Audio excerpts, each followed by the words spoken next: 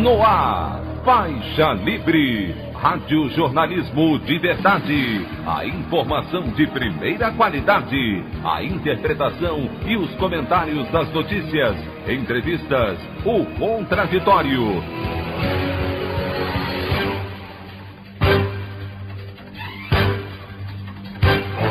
Tudo para aproximar você cada vez mais da realidade do Brasil e do mundo. Apresentação: Anderson Gomes. Presidente Jair Bolsonaro minimiza críticas de arcebispo de Aparecida, Dom Orlando Brandes, e volta a defender armamento no país. Senador Davi Alcolumbre, presidente da Comissão de Constituição e Justiça do Senado, reage à pressão de Bolsonaro e ala evangélica por travar por 3 meses sabatina de André Mendonça para o Supremo Tribunal Federal. Levantamento de associação que representa cartórios do país mostra que ao menos 12 mil crianças de até 6 anos ficaram órfãs por conta da Covid-19. Essas e outras notícias na edição desta quinta-feira, 14 de outubro do ano de 2021, do programa Faixa Livre.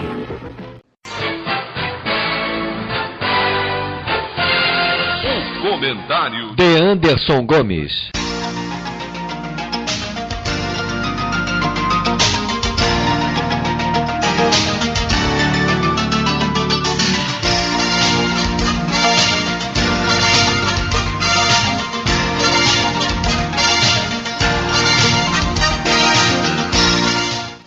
Bom dia, ouvintes.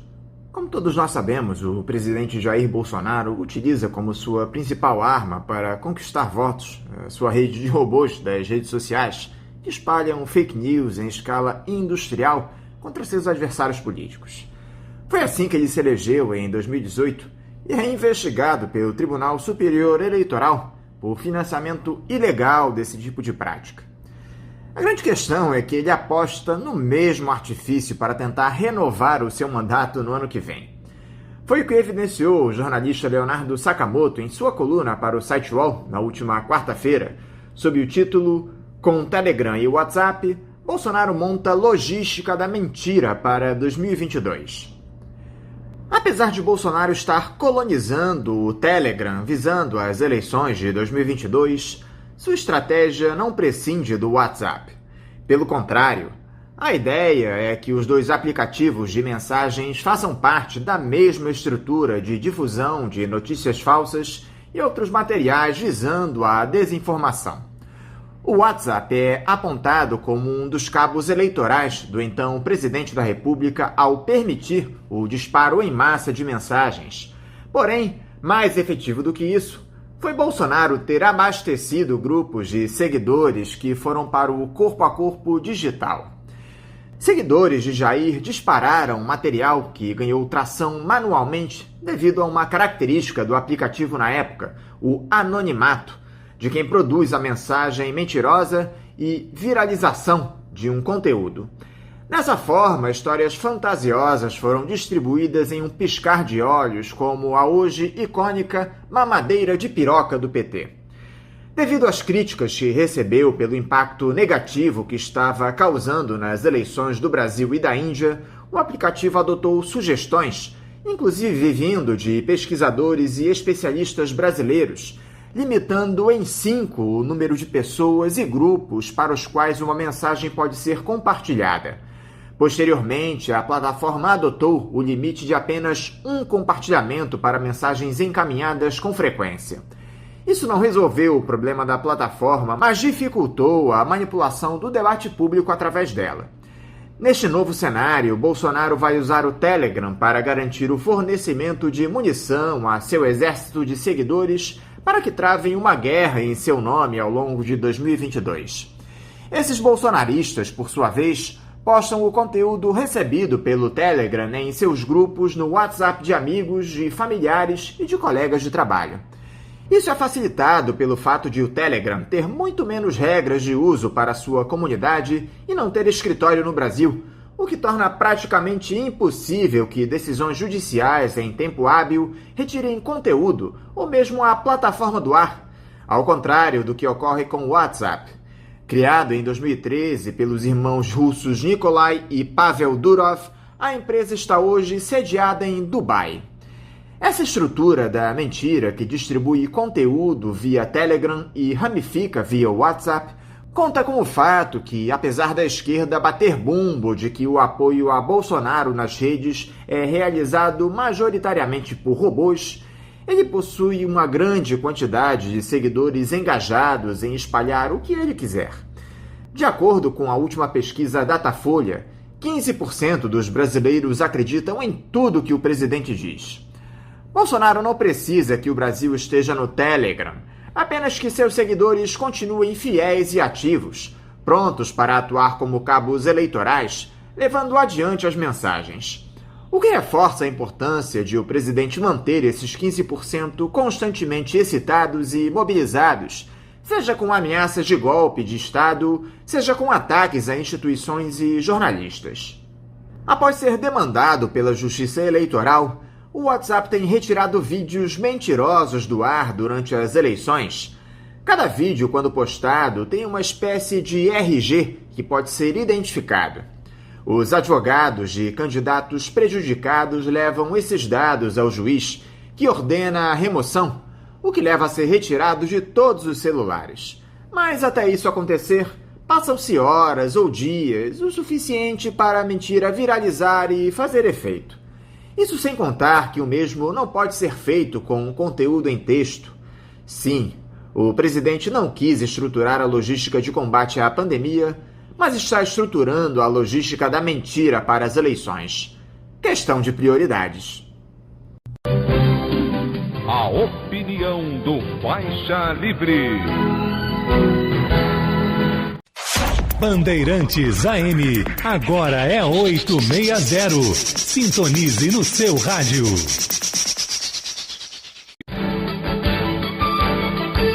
Voltamos a apresentar Faixa Livre. Estamos de volta, ouvintes, com o início da edição de hoje do programa Faixa Livre, que tem na sua produção a jornalista Celeste Sintra, auxiliada pela também jornalista Natália Moraes, tendo no comando do áudio o Francisco. Meu bom dia a todos. E meu bom dia também a você, que pode aqui participar nos enviando mensagens eletrônicas para o endereço ouvinte@programafaixalivre.com.br ou ainda registrando suas participações diretamente nas nossas redes sociais. No Facebook, nossa página é o Programa Faixa Livre. No Twitter e no Instagram, para deixar o seu recado, basta seguir os perfis @PGMFaixaLivre. Lembrando que as participações por telefone estão inviabilizadas, pois durante o período da pandemia do novo coronavírus, nosso programa está sendo gravado no dia anterior à sua veiculação. Pedimos desculpas aos nossos ouvintes que costumam interagir conosco desta forma, mas foi a maneira encontrada pela equipe do Faixa Livre para mantê-los informados sobre o que acontece no país e no mundo com essa nossa visão crítica e, ao mesmo tempo, preservando a saúde dos profissionais que levam o programa ao ar. O Faixa Livre pode ser acompanhado também pelo nosso aplicativo para celulares com sistema operacional Android. O nome do aplicativo é Programa Faixa Livre. Os ouvintes também têm acesso à transmissão pelo nosso site, o www.programafaixalivre.com.br, ou pela página da Associação de Engenheiros da Petrobras, a AEPET, uma das nossas entidades patrocinadoras, no www.aepet.org.br. Para quem perdeu alguma das edições ou quer ouvir novamente o Faixa Livre, os áudios das entrevistas e editoriais estão disponíveis no nosso podcast, nos aplicativos Spotify, Deezer e Castbox. E dando início às nossas entrevistas, eu cumprimento o historiador e membro da direção nacional do Partido Comunista Brasileiro, o PCB, Irã Redel. Irã Redel, bom dia. Bom dia, Anderson. Bom dia a todos os ouvintes do Faixa Livre. É um prazer, mais uma vez, participar desse programa com vocês. Irã, eu te agradeço demais por você, mais uma vez, conversar aqui conosco no Faixa Livre. Irã, muita gente anda dizendo que o presidente Jair Bolsonaro entrou numa onda de moderação do discurso em relação às ameaças aos poderes, especialmente após os desdobramentos do 7 de setembro, temendo que o judiciário implique ele, seus familiares e amigos em todas essas investigações que pairam sobre o bolsonarismo. Eu te confesso que tenho sérias dúvidas a respeito desse comportamento do ex-capitão Irã, porque em diversas outras ocasiões ele adotou postura semelhante, ficou algum tempo em silêncio e depois voltou à carga contra as instituições, a ordem democrática, enfim. Você acredita nessa versão paz e amor do presidente da República, ameaçado por esses inquéritos que correm lá no Supremo Tribunal Federal, também seus filhos, em especial o Flávio e o Carlos? Bom, olha só, eu também concordo que há uma mudança de comportamento do Bolsonaro, tá? E que isso daí é uma estratégia dele. E também concordo contigo que, né, isso não vai dar em nada, né? Por quê? Porque ele sempre volta ao seu velho estilo de indivíduo bronco, de indivíduo misógino, né? Homofóbico e que não vai muito longe com essa postura não, porque ele estaria contrariando a sua própria personalidade, tá? Então, que isso daí é para poder fazer com que o judiciário, né, olhe com bons olhos para as acusações que ele está sofrendo, que os filhos dele também estão sofrendo, que estão sendo investigadas, isso aí sem sombra de dúvida é. O que me espanta é que esse tipo de estratégia possa ser levada, né, a sério em relação a um judiciário. Afinal de contas, o judiciário, se o presidente é bonzinho, o judiciário é condescendente, né, o que é? Isso é um absurdo, isso é seria um país dos absurdos em que o judiciário agisse dessa forma. Agora, o que é mais grave, inclusive, né, é que, sem sombra de dúvida, o que o Bolsonaro tentou no 7 de setembro foi medir a sua força. Foi medir a sua força e intimidar os outros poderes e a sociedade brasileira. Tá? Isso já é grave, já seria passível de um processo contra ele, não simplesmente pelo que ele falou, tá? Mas porque estava evidente, tá, a pretensão que ele tinha de intimidar os poderes para saber se ele teria ou não condições de dar um golpe.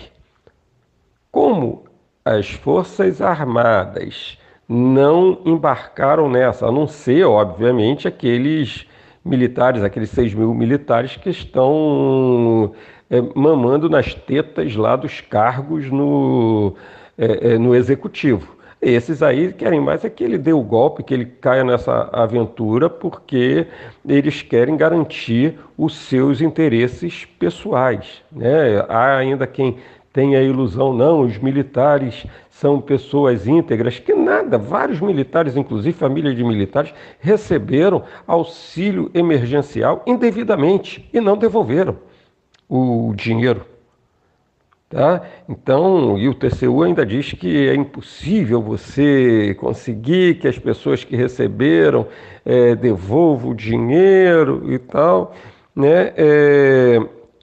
Então, o que o Bolsonaro estava querendo fazer ali era justamente o quê? Medir força. Esse medir força foi um tiro que saiu pela culatra. Por quê? Porque a quantidade que ele conseguiu colocar na rua, seja pagando ou não, porque a gente não pode descartar que tem muita gente que foi para a rua ali com convicções ideológicas, antidemocráticas, tá? Mas teve também gente, como foi denunciado, que recebeu dinheiro para poder ir para as ruas protestar contra a democracia, tá?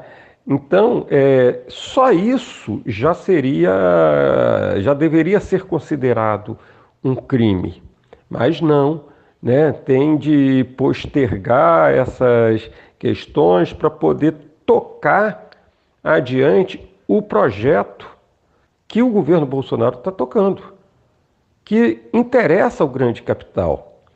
O projeto econômico do governo Bolsonaro não desagrada a classe dominante brasileira e não desagrada os grandes investidores, especuladores internacionais. Tá? Então, o que não passa por essa chamada elite, com todas as reservas que esse termo possa trazer, mas o que não agrada a essa elite é a possibilidade de tirar o Bolsonaro. Por quê? Porque isso poderia atrapalhar a política econômica de evasão de divisas escandalosa e de concentração de renda que essa política econômica vem promovendo. Tá? Então, você acreditar que o Bolsonaro vai mudar, o Bolsonaro é um problema realmente para eles. Por quê? Porque ele não é uma pessoa controlável. Basta uma pergunta meio atravessada para ele e ele joga tudo chuta o balde. Tá? Então, eles estão precisando manter o Bolsonaro do jeito que está, né, para poder garantir todas as reformas e todas as entregas das riquezas nacionais para os especuladores, para, né, os sanguessugas que sempre estiveram, né, grudado na máquina governamental, na máquina do Estado brasileiro. Então, eu particularmente não acredito que vá muito além, né, essa postura do Bolsonaro paz e amor, não. O detalhe, né, é que parece que o Bolsonaro resolveu recorrer a outro expediente muito comum durante essa sua gestão, além das ameaças, para tentar se livrar da justiça, que é a interferência nos órgãos de Estado. Nesse caso, na Superintendência da Polícia Federal em Brasília. O diretor-geral da PF, Paulo Maiorino, sacou do posto o delegado Hugo de Barros Correia e colocou em seu lugar Vitor César dos Santos, do Rio de Janeiro, que coordenou o esquema de segurança da visita do Papa Bento XVI ao Brasil em 2013. Segundo fontes, Irã, havia uma insatisfação da cúpula da Polícia Federal com Hugo de Barros Correia desde que a superintendência deflagrou uma operação contra o então ministro do Meio Ambiente, Ricardo Barros. É importante ressaltar que a superintendência da PF em Brasília é responsável por diversas investigações que atingem bolsonaristas, dentre eles o inquérito contra Jair Renan, filho do presidente, aquele que eu já citei contra o Salles e até mesmo das fake news, que tem o ex-capitão como um dos alvos. Ou seja, está na cara, Irã, que o Bolsonaro segue interferindo na PF de acordo com seus interesses. É crime continuado. Sem sombra de dúvida, né, Anderson, que ele continua interferindo e à vista de todos, só não enxerga quem não quer. Afinal, quem deve teme. Então, ele tem o poder da caneta e várias pessoas dispostas a fazer o trabalho sujo em troca de cargos e em troca de benesses que esse cargo traz. Então, ele vai continuar interferindo na PF para proteger, sim, a ele mesmo, proteger os seus filhos, que é o grande problema para ele, porque todo dia a gente ouve aí escândalos e mais escândalos que envolvem a família Bolsonaro. Então, ele tem de controlar as investigações, né? Agora, o interessante é que o judiciário percebe tudo isso e nada faz, né? Nós continuamos aí num ritmo lento de averiguações dos crimes que o Bolsonaro tem cometido para proteger a sua família, proteger os seus amigos, né? E só para dar um exemplo, a CPI, em menos tempo, conseguiu levantar muito mais crimes do Bolsonaro do que está sendo levantado pela Polícia Federal. Então é óbvio que há uma interferência, é óbvio que o Judiciário está vendo isso, mas também é óbvio que até agora não tomou nenhuma providência. Inclusive, um dos inquéritos nos quais o Bolsonaro é investigado é nessa suposta tentativa de interferência dele na PF, Irã. O presidente há tempos vinha tentando, junto ao Supremo Tribunal Federal, fazer seu depoimento por escrito nessa investigação. Esse tema até seria julgado pela corte na semana passada, só que por conta desse momento em que ele tenta retomar uma trajetória mais republicana, o Bolsonaro abriu mão de prestar esclarecimentos por escrito e vai depor presencialmente nos próximos dias. Ele claramente interfere mais uma vez no comando da PF e vai passar por oitiva exatamente sobre esse tema, Irã. Como é que fica o Bolsonaro em uma situação como essa? Bom, Anderson, é uma boa pergunta porque isso vai medir, né, vai ser um termômetro justamente do Bolsonaro Paz e Amor, tá? Porque todas as vezes que ele é questionado, todas as vezes que ele é pressionado, ele explode.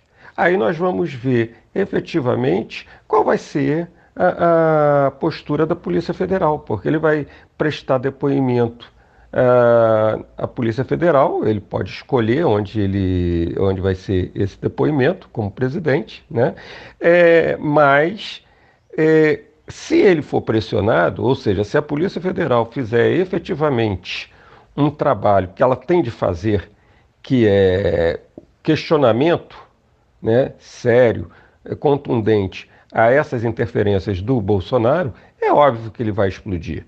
Agora, se a Polícia Federal também for como Polícia Federal Paz e Amor, vai estar fazendo o jogo, né, do presidente. E aí nós vamos ver o seguinte, quem vai ser escolhido para fazer esse interrogatório do Bolsonaro, né? Pode ser o grupo da Polícia Federal que está próximo a ele. Então vai ser um depoimento mais para inglês ver, como se diz o ditado, né?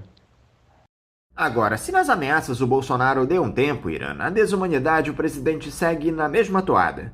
Como naquele veto dele, a distribuição gratuita de absorvente menstrual para estudantes de baixa renda, de escolas públicas e pessoas em situação de rua ou de vulnerabilidade extrema, alegando que não havia o estabelecimento de uma fonte de custeio no projeto. Não bastasse isso, a ministra da Mulher, Família e Direitos Humanos, Damares Alves, que deveria ser a principal defensora de uma medida como essa, saiu em defesa do ex-capitão, dizendo que o governo teria de decidir entre os absorventes para estudantes ou as vacinas contra a Covid-19. É tanta perversidade, Irã, que em um país onde 26% das meninas entre 15 e 17 anos não têm acesso a produtos de higiene adequados para a menstruação, que a ministra da Mulher defenda um veto desse tipo. Há um desmonte também da dignidade humana nessa gestão, Irã. Bom, primeiro eu não esperava grandes coisas desse governo, né? Por quê? Porque é um governo composto por misóginos. E uma preocupação em relação à saúde da mulher não passa, em hipótese alguma, como meta desse governo, né? E outra coisa é o seguinte, quem compõe esse governo pensa igual ao Bolsonaro.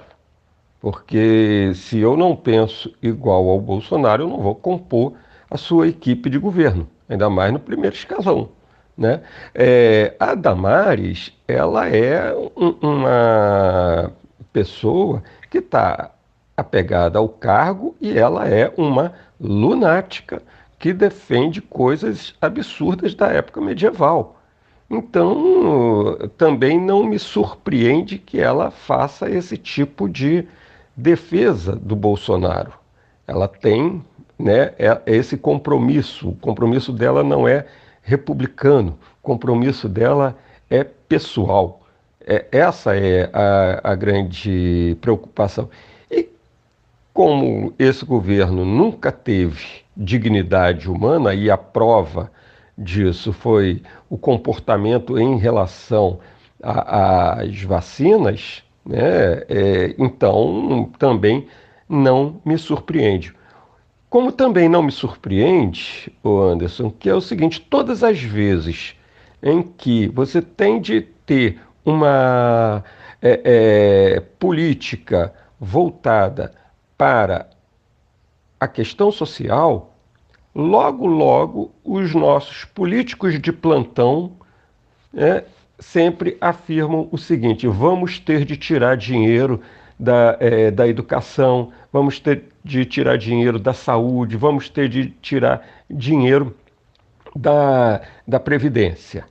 É sempre a área social que banca os gastos. Vamos ter de pagar banqueiro para lucrar mais ainda. Vamos ter de tirar dinheiro da saúde, tirar dinheiro da educação. É sempre assim, né? Então, é um governo, né, e é uma forma de fazer política nesse Brasil que penaliza sempre os mais pobres, né? Nunca os mais ricos são penalizados, muito pelo contrário, são agraciados. Sabe o que me chama a atenção, Irã, e já mudando de assunto? Essa defesa intransigente de alguns analistas de política e economia da grande imprensa, como o senhor Carlos Alberto Sardenberg, a senhora Miriam Leitão, a respeito da necessidade do combate à corrupção, condenando as medidas do Congresso para modificar a lei de improbidade administrativa, a discussão da PEC que altera as regras de composição do Conselho Nacional do Ministério Público, mas não há uma só palavra sobre esse escândalo do Paulo Guedes e do Roberto Campos Neto com contas em paraísos fiscais. Agentes do Estado com poder de atuar em políticas públicas para benefício próprio. É aquela famosa indignação seletiva, Irã.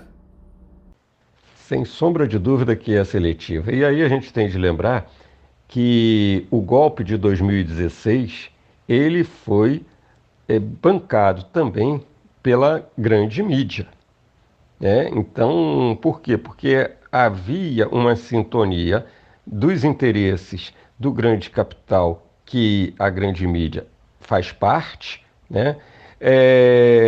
Para que se aprofundassem as reformas neoliberais, que se vendesse todas as riquezas naturais, se entregasse, né? Porque pelos preços que estão sendo dados são, não pode nem mais dizer que é preço de banana, que banana está muito caro também, né? Mas não há discordância em relação à política econômica do Bolsonaro.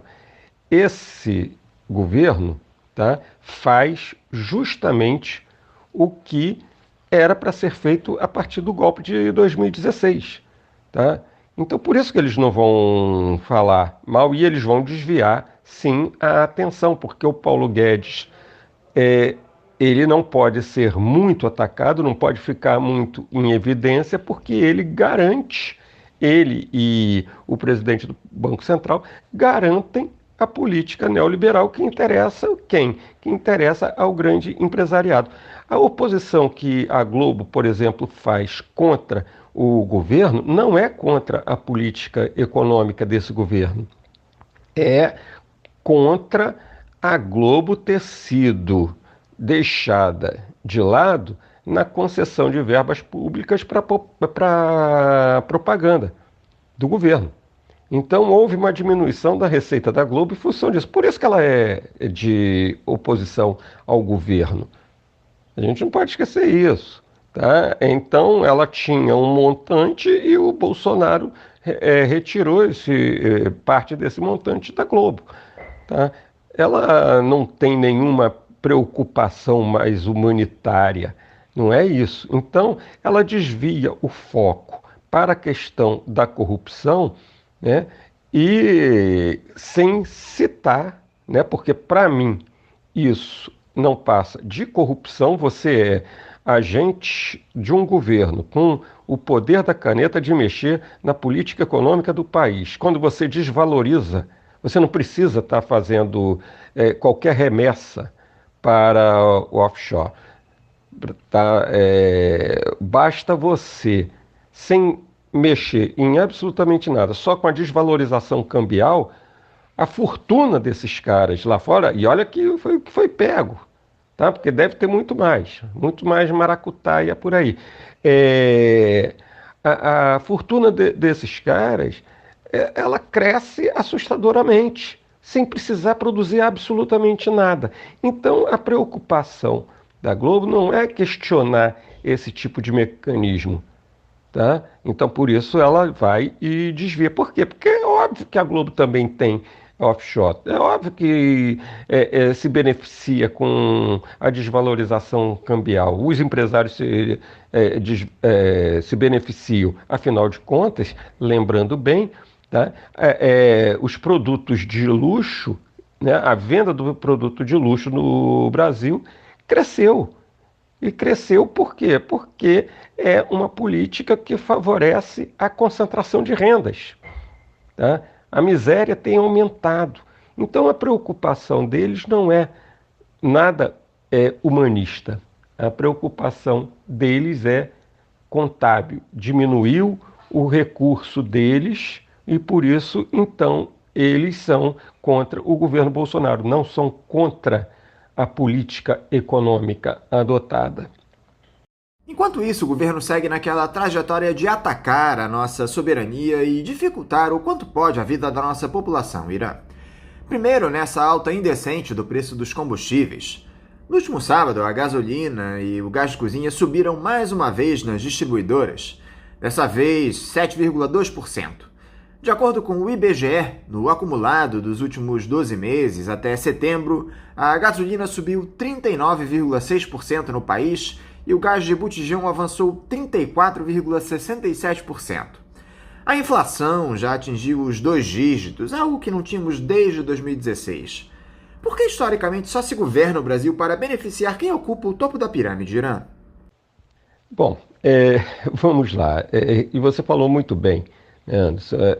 Historicamente, esse é um estado dos ricos, né?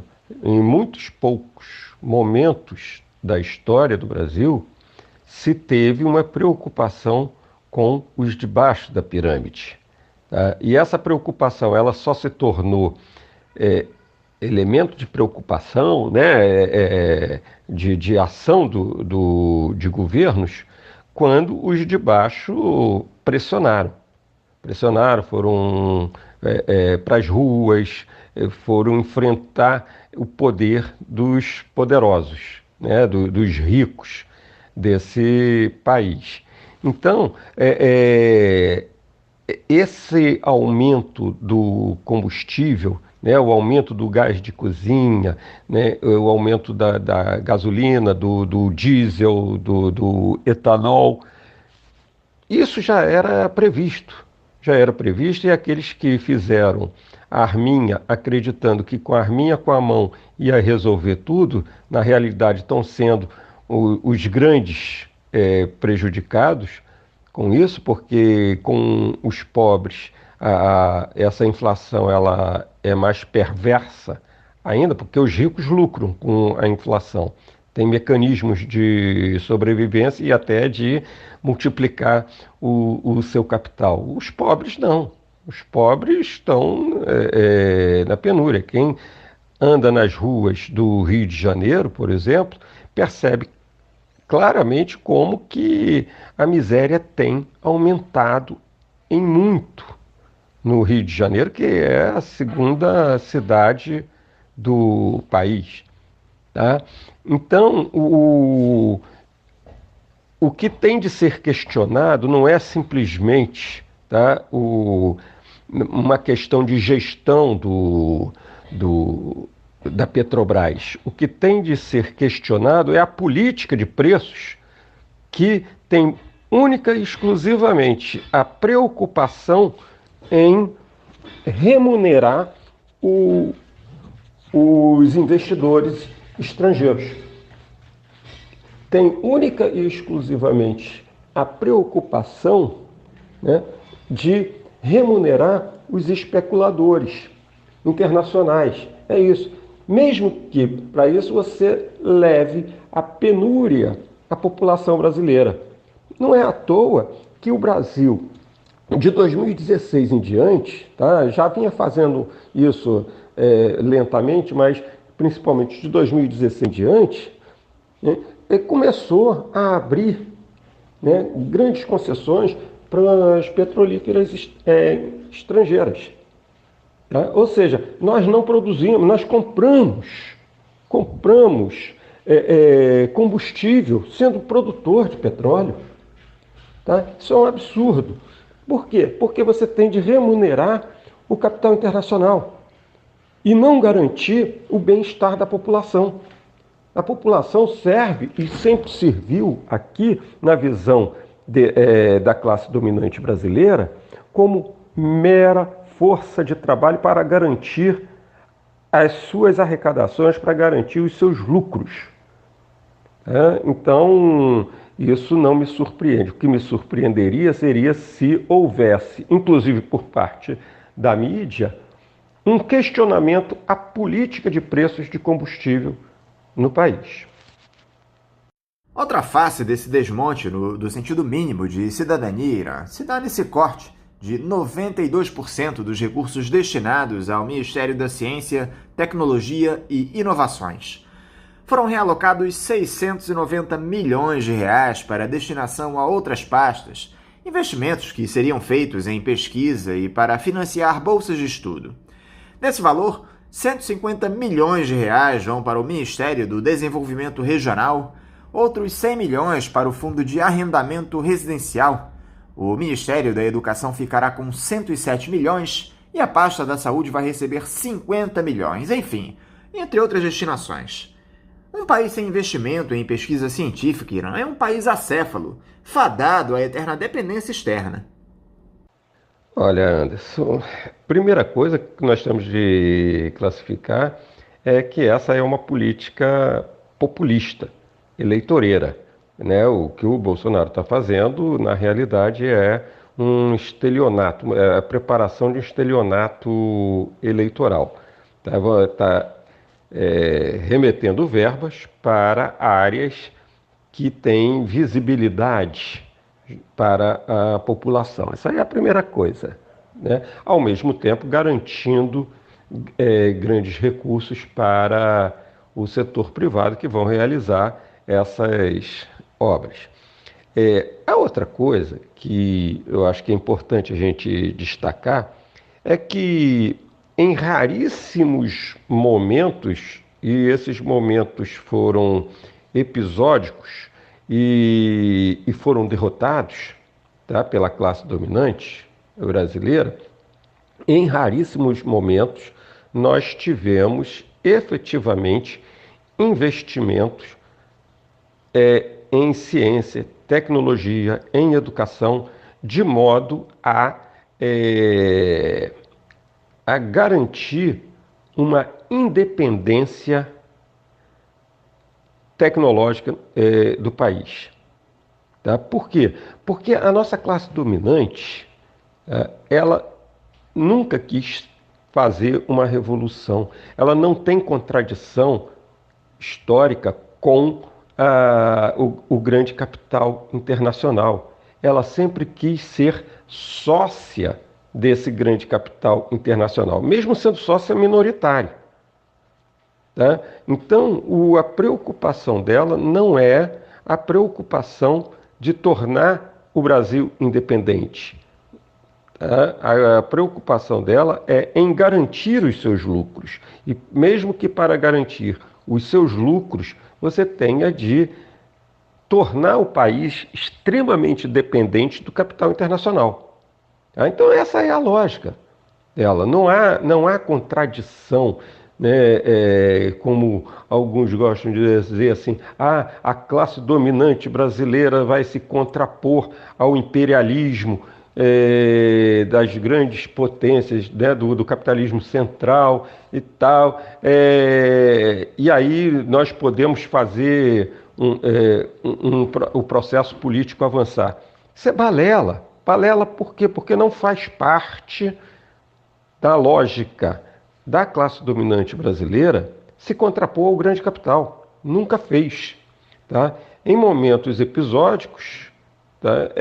Houve aí uma tentativa de algum desenvolvimento mais autônomo, pode ser, né, com todas as reservas, mas pode ser em relação ao governo de Getúlio, depois na década de 60, mas é tirado com com um golpe empresarial e militar, e depois aí com alguns investimentos no período do governo Lula, que você teve, sem sombra de dúvida, alguns investimentos na área de ciência e tecnologia, tá? Mas todos esses 3 episódios que eu citei, houve uma reação, tá? O do Getúlio se usou a mesma estratégia que se usou contra o PT, a questão da corrupção. O governo Jango também se usou também da questão da corrupção, mas o que tocou mais ainda foi a questão da Guerra Fria e, portanto, do anticomunismo, que o Bolsonaro tenta reeditar totalmente fora de contexto. Eu gostaria muito que tivesse vivendo no mundo um perigo comunista, tá? Porque aí, pelo menos alguma coisa, alguma luz no final do túnel e melhoria com foco nos direitos da humanidade, nós teríamos no mundo. Diante de tudo isso que nós citamos, Irã, qual é o papel da esquerda? Escândalos de corrupção, mais de 600 mil mortes pela Covid-19, ataques à nossa soberania, crises múltiplas, e a oposição, o que é que pode fazer? A atuação dos políticos do campo progressista tem te agradado? Vamos começar pelo final. Óbvio que a atuação dos políticos do campo progressista não tem me agradado, né? Por quê? Porque estão preocupados, estão privilegiando o movimento institucional, ou seja, a atuação na esfera institucional como sendo a saída dessa crise, que no meu ponto de vista não é só econômica, é uma crise humanitária que a gente está vivendo no Brasil, tá? E enquanto a esquerda estiver apostando nas vias institucionais exclusivamente e indo para a rua, colocando massa na rua apenas para fazer manifestação, nós não vamos muito longe, não. Nós vamos continuar, só vai mudar, no caso, a mosca, né? Porque a crise humanitária pode ter amenizar um pouco, mas não vai ter uma alternativa de fato. Tá? A contradição está batendo a porta aí. O que nós queremos fazer, nós temos de fazer, a esquerda tem de fazer, é partir para um projeto alternativo de sociedade. E você não vai ter esse projeto alternativo de sociedade pelo parlamento. Você vai ter esse projeto alternativo de sociedade pelas ruas. Isso sim que nós vamos ter. Tá? Esse é o caminho. E não adianta simplesmente pressionar. Vamos pressionar, vamos colocar 300 mil, vamos colocar 1 milhão, 50 mil, né, nas ruas para pressionar. Pressão por pressão não vai resolver se você não apresenta uma alternativa viável. Se você não apresentar uma alternativa viável, nós vamos ficar presos à mesma lógica de governo, dentro de uma alternativa que é paliativa. Tá? Não basta a gente trocar o nome de quem vai ocupar a cadeira da presidência com uma preocupação um pouco maior para a questão social, que está tudo resolvido. Não está tudo resolvido. Por quê? Porque o assalto às riquezas naturais brasileiras vão continuar sendo feito. Tá? A população vai continuar sofrendo a opressão das polícias, seja ela em qual nível for, do desemprego. Tá? Então, e ainda vão colocar o seguinte, não, nós temos contratos internacionais que temos de cumprir, porque senão o grande capital internacional retira o capital dele daqui. Eles já estão retirando da forma mais escandalosa que tem com as políticas econômicas que nós vimos adotando desde sempre.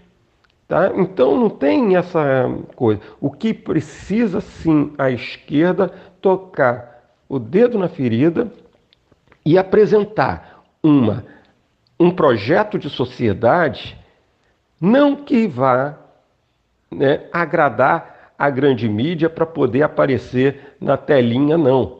Tá? É um projeto que toque efetivamente os interesses da classe popular, dos interesses da classe trabalhadora.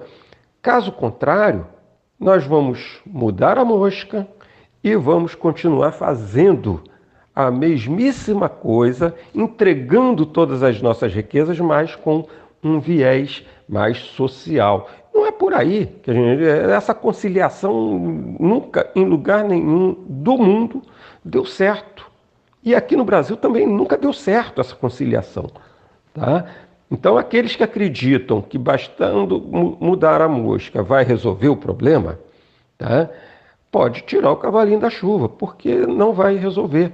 A conciliação de classes não tem possibilidade de melhorar a situação dos mais pobres.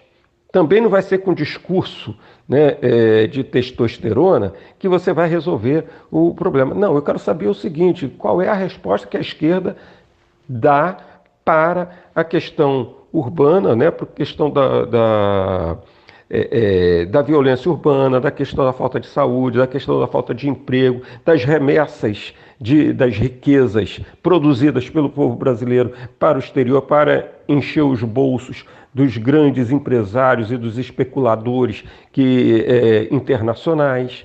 Qual vai ser a política que nós vamos adotar? Se for para continuar com essa mesma política, é melhor não participar. Deixa quem está aí.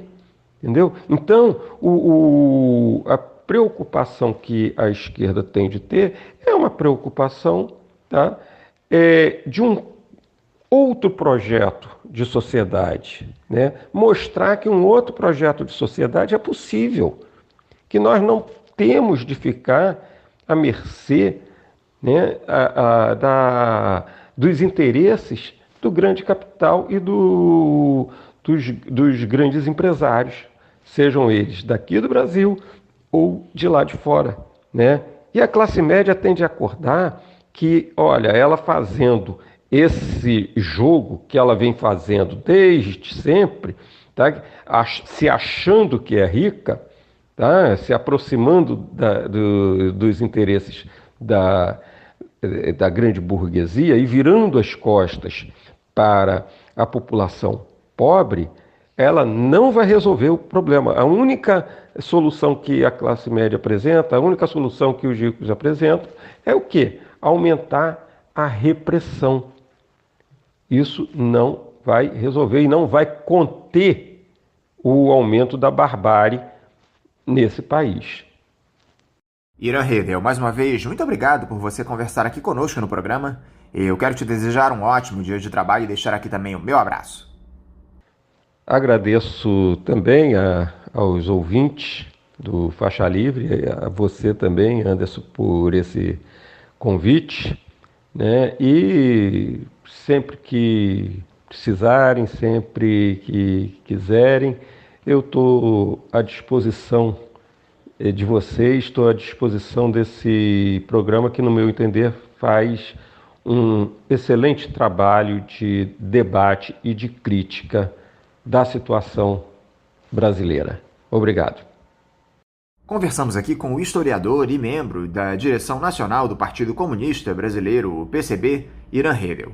Vamos agora ao nosso primeiro intervalo. Voltaremos já já.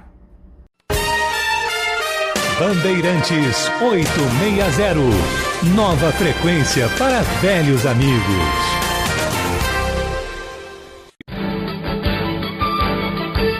Voltamos a apresentar Faixa Livre.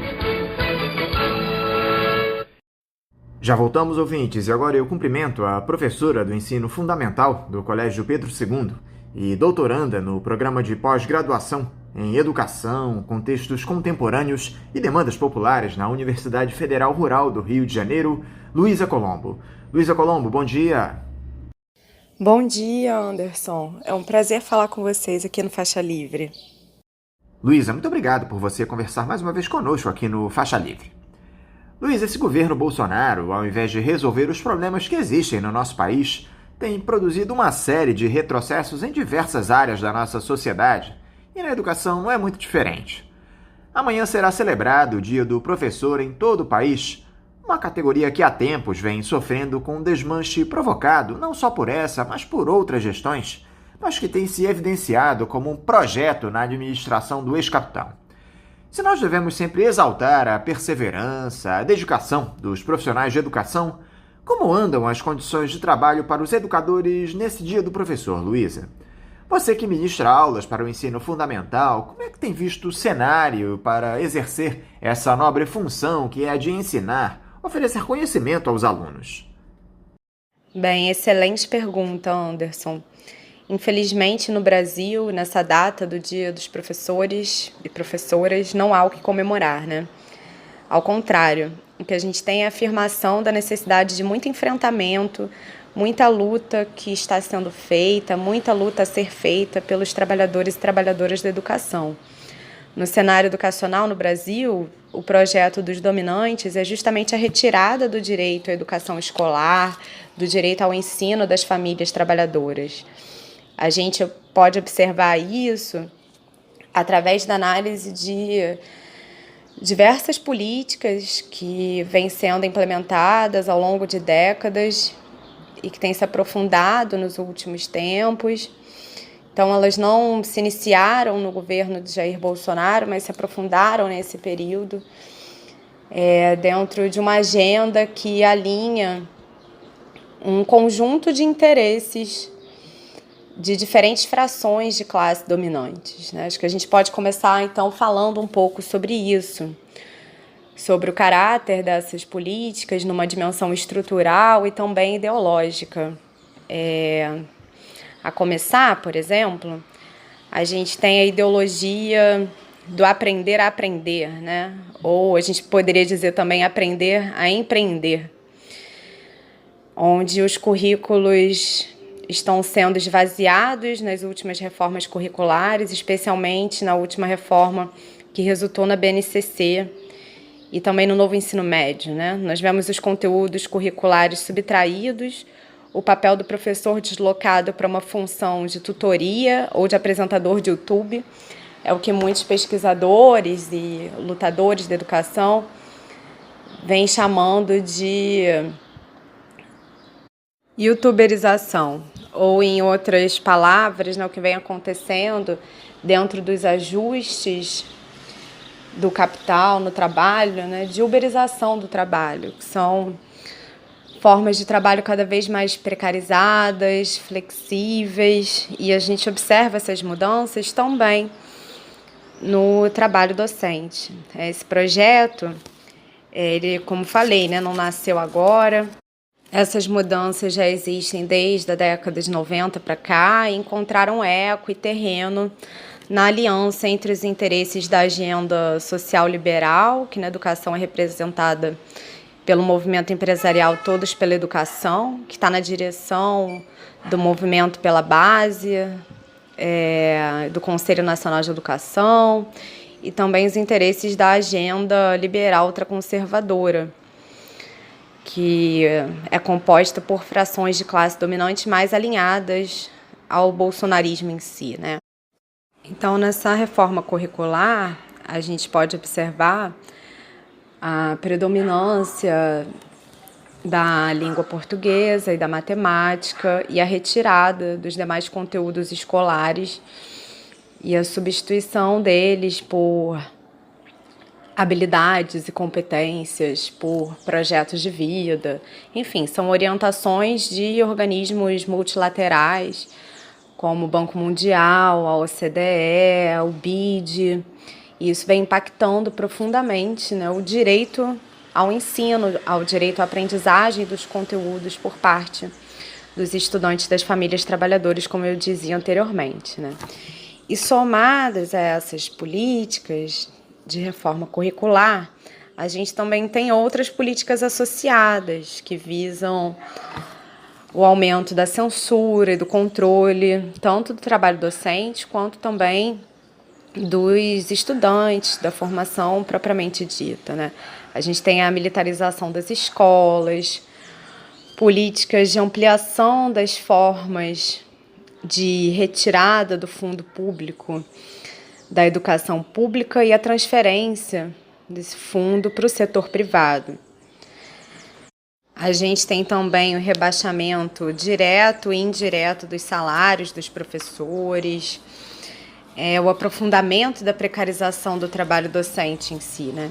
Tem um estudo recente, fantástico, da Amanda Moreira, que ela analisa as novas formas, né, de precarização do trabalho docente. Ela tem um foco da análise dela especialmente sobre os professores sem vínculo efetivo nas redes de ensino públicas estaduais e municipais, professores com contrato temporário, professores eventuais com tempo parcial, por hora, o que ela tem chamado de precariado professoral, né, que é um novo contingente do professorado, onde essas relações de trabalho estão mais próximas do trabalho por tempo indeterminado e intermitente. E ela analisa também como isso se aprofunda na pandemia, né, somando o desemprego, as novas formas de contratação e essa questão salarial que eu apontei. Eu indico os estudos da Amanda Moreira a respeito disso. Bem, no caso do Colégio Pedro II, parte dos professores, né, já trabalham em condições contratuais de trabalho sem plenos direitos, porque isso tudo foi sendo cavado pelas últimas contrarreformas. Se a gente for pensar na lei da terceirização de 2017, a reforma trabalhista, a reforma da Previdência, tudo isso vem contribuindo para a precarização do trabalho docente. A gente tem ainda, né, os cortes de verbas na educação, políticas de censura e controle do trabalho docente, que se expressam, né, em perseguição, em mudanças de conteúdos nos materiais didáticos. Então, a gente vê isso tudo sendo feito, né, anteriormente à pandemia e agora, no período da pandemia, um aprofundamento. Então, eu diria, Anderson, para concluir essa primeira questão que você levantou, né, que no Dia dos Professores a gente tem, então, o dever de olhar para cada um desses pontos que eu levantei e outros que eu deixei de levantar, ou seja, para cada um desses problemas que nós enfrentamos no cenário educacional brasileiro na atualidade, com muita responsabilidade, com muito cuidado e muita preocupação. A gente não pode normalizar o estado das coisas, né? E existem muitas alternativas, muitas possibilidades de saída para esses problemas que são apontados pelos trabalhadores da educação, pelos movimentos estudantis. Então, antes da gente ir para as próximas questões, eu reforço aqui, já de imediato, a necessidade de mobilização, luta e enfrentamento a esse conjunto de políticas que vem ressignificando os sentidos e o papel da escola e do trabalho docente, buscando uma educação, tentando implementar, né, na tentativa de implementação de uma educação cada vez mais precarizada para as famílias trabalhadoras, né? Então, a gente tem muita luta em defesa da educação pública, em defesa ao direito à educação escolar, sendo feita e a ser feita, como eu falei. Esse desmonte da educação que eu citei na primeira pergunta, Luísa, passa principalmente pela redução de verbas para as escolas públicas, seja pela destinação menor de orçamento para o ensino, seja pelos constantes contingenciamentos desses recursos já escassos. Como é que isso afeta o trabalho de vocês, professores, na ponta, Luísa? Como é que vocês sentem essa redução de recursos ano após ano para a educação? Bem, em relação aos recursos, a gente primeiro precisa destacar que a gente tem cortes sistemáticos, né, não só nesse período agora, mas anteriormente também, desde a PEC 95, com o congelamento do teto de gastos por 20 anos, e recentemente, que vem sendo chamado pelo governo e muitas vezes pela grande mídia burguesa de contingenciamento, né, mas que de fato são cortes que têm impactado, especialmente nesse período da pandemia, todas as políticas que são necessárias tanto para as atividades remotas quanto para um retorno gradual e seguro das atividades presenciais, né? Eu destacaria que em escolas como Pedro II, os cortes inicialmente agora nesse período prejudicaram as políticas de assistência estudantil para a implementação das atividades remotas, políticas que visam incluir todos os estudantes nas atividades remotas e para o planejamento para o retorno presencial. Hoje o planejamento está sendo feito, mas com toda a limitação orçamentária que acaba implicando na impossibilidade da implementação de todas as condições estruturais e materiais para um retorno seguro. Mas acho que a gente pode falar um pouco mais sobre isso adiante, né? O que eu queria destacar na sua pergunta, Anderson, é especialmente a realidade das outras redes de ensino. Porque Pedro II ele conta com recursos diretamente da União, né? As outras redes são muito mais precarizadas. Essa precariedade, a falta de recursos, ela ficou escancarada agora no período da pandemia, né? Conforme o acompanhamento do Plano Nacional de Educação pelo INEP e o Censo da Educação Básica, grande parte das 140 mil escolas públicas não possui, por exemplo, ventilação adequada e lavatórios. Na cidade do Rio de Janeiro, no contexto de análise das escolas para a possibilidade de reabertura na pandemia, antes mesmo delas abrirem, né, foi constatado que quase metade das 1.543 escolas não estavam adaptadas por falta de abastecimento regular de água, equipes de limpeza, necessidade de obras de adequação. Então, isso impacta, né, diretamente no trabalho que é realizado pelas escolas e acaba também impactando na qualidade do ensino, aprofundando a desigualdade educacional no nosso país. No Pedro II, Luísa, lá no ano passado, vocês, professores, sofreram demais com questionamentos dos responsáveis dos alunos a respeito de como vocês vinham lidando com a necessidade de se manter o isolamento e as atividades desenvolvidas com os alunos no contexto da Covid-19. Hoje em dia, com a pandemia regredindo, a vacinação avançando, como é que anda essa relação dos docentes com os responsáveis e também com os alunos? O Pedro II, de fato, ficou sob fogo cruzado no ano passado por causa do seu singular protagonismo no combate ao negacionismo científico e à normalização do chamado ensino remoto para a retomada dos calendários escolares, né? Eu digo chamado ensino remoto porque a gente compreendeu desde o início que remotamente não é possível garantir a aprendizagem dos estudantes. E também não é possível garantir o acesso de todos os estudantes a essas atividades, né? Então, por isso, a gente não aderiu imediatamente às atividades remotas para a retomada do calendário do ano de 2020, a partir de princípios justamente que orientam as políticas universais, democráticas, compreendendo o quanto esse modelo é excludente